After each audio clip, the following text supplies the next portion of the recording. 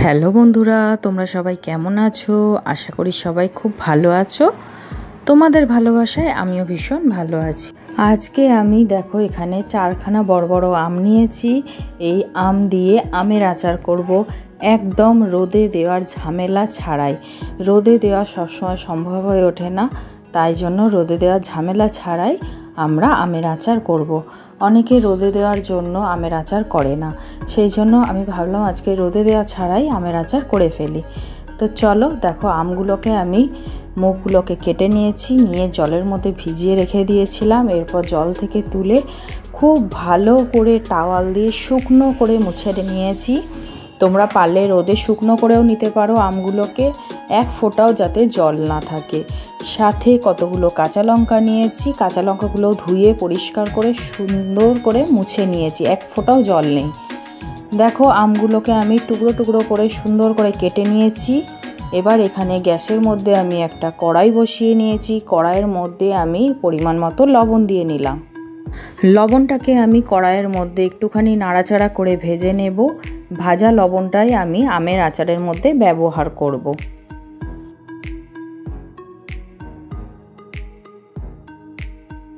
লবণটা ভাজা হয়ে যেতে এবার আমি লবণটা নামিয়ে নিয়েছি। এবার আমাদের আমের আচারের জন্য মশলা তৈরি করতে হবে। তাহলে চলো দেখে নেওয়া যাক আমি কি কি মশলা দেব আমের আচারের মধ্যে। প্রথমেই দেখো এখানে আমি কালো সর্ষে দিয়েছি, এরপর আমি এখানে সাদা সর্ষে দিলাম, তারপরে দেখো গোটা জিরে দিয়েছি, এরপরে আমি গোটা ধনে দিলাম,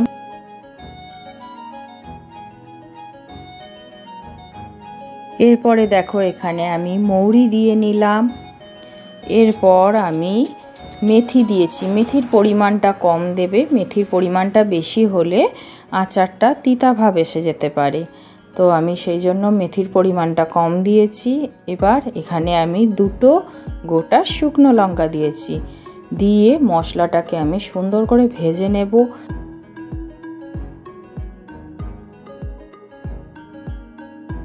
গ্যাসের আগুনটা আমি একেবারেই কমিয়ে দিয়ে মশলাটাকে কিন্তু নাড়াচাড়া করে ভেজে নিচ্ছি। মশলাটা ভাজা হয়ে গেলে আমি একটা প্লেটের মধ্যে নামিয়ে ঠান্ডা করে নেব।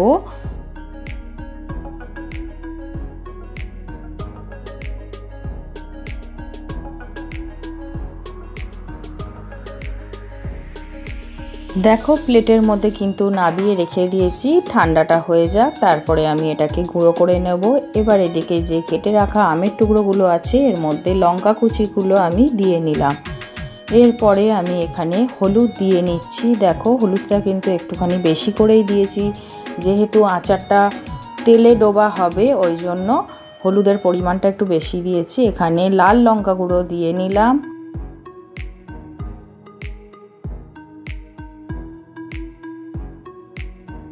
এরপর আমি ভেজে যে লবণটা রেখেছিলাম সেই লবণটাও আমি দিয়ে নিলাম। তারপরে যে মশলাগুলো ঠান্ডা করে মিক্সিতে আমি গুঁড়ো করে নিয়েছি সেই মশলাটাও আমি দিয়ে নিচ্ছি। তোমরা যতটা আম করবে সেইভাবেই পরিমাণ বুঝে তোমরা মশলা দিও।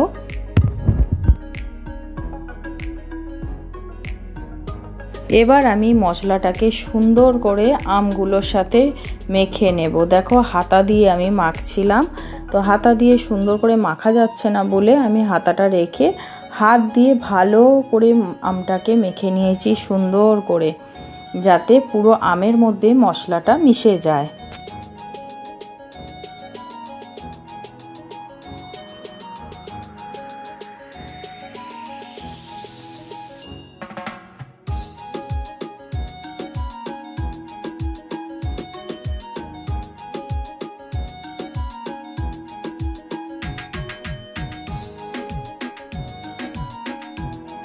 আমের মধ্যে কিন্তু সুন্দর করে আমার মশলাটা মাখানো হয়ে গেছে, আমি বেশ কিছুক্ষণ রেখে দিয়েছিলাম।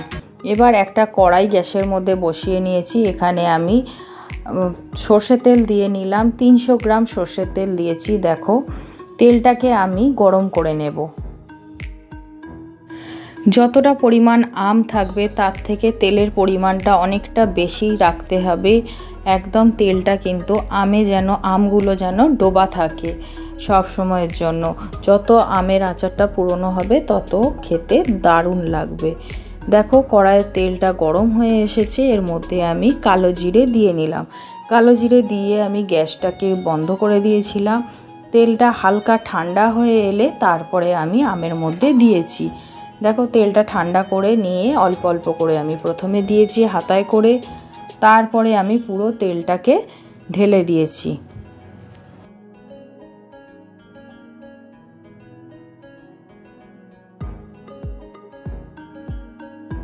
পুরো তেলটা দিয়ে হাতা দিয়ে আমগুলোকে সুন্দর করে নাড়াচাড়া করে মিশিয়ে নিচ্ছি তেলের সাথে। দেখো ভালো করে তেলের সাথে মিশিয়ে নেবে এইভাবে তোমরা।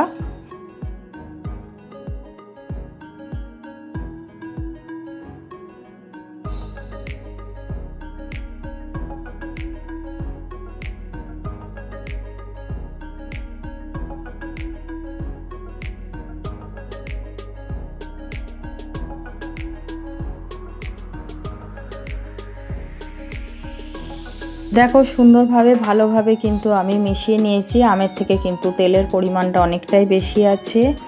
এরপর আমি একটা কাঁচের জার নিয়েছি। অবশ্যই তোমরা কাঁচের জারে রেখো, প্লাস্টিক জার হলে প্লাস্টিকের জারেও রাখতে পারো, কিন্তু তাহলে সেটা ফ্রিজে রেখো। কাঁচের জারের মধ্যে আমি দেখো ঢেলে নিচ্ছি। কাঁচের জারটা অবশ্যই যেন কোনো জল না থাকে, একদম শুকনো যেন থাকে। দেখো এবার আমি কাঁচের বয়ামের মধ্যে ঢেলে নিচ্ছি। দেখো রোদে দেওয়া ঝামেলা ছাড়াই এত সুন্দর একটা আমের আচার তোমাদের কাছে আমি শেয়ার করলাম। আশা করি তোমাদের ভীষণ ভালো লাগবে। এই আমের আচারটা তোমরা অনেক সময় রুটি বা পরোটার সাথে খেয়ে দেখতে পারো, ভীষণ ভালো লাগবে। তো চলো আজকের মতো আমার ভিডিওটা আমি এখানেই কমপ্লিট করছি। ভালো লাগলে একটা লাইক, কমেন্ট, শেয়ার করো। আর সব সময়ের জন্য মানালি ক্রিয়েশন চ্যানেলের পাশে থেকো। আজকের মতো টাটা। নেক্সট অন্য কোনো ভিডিওতে আবার তোমাদের সাথে দেখা হবে। ততক্ষণ পর্যন্ত তোমরা ভালো থেকো, সুস্থ থেকো এবং সাবধানে থেকো।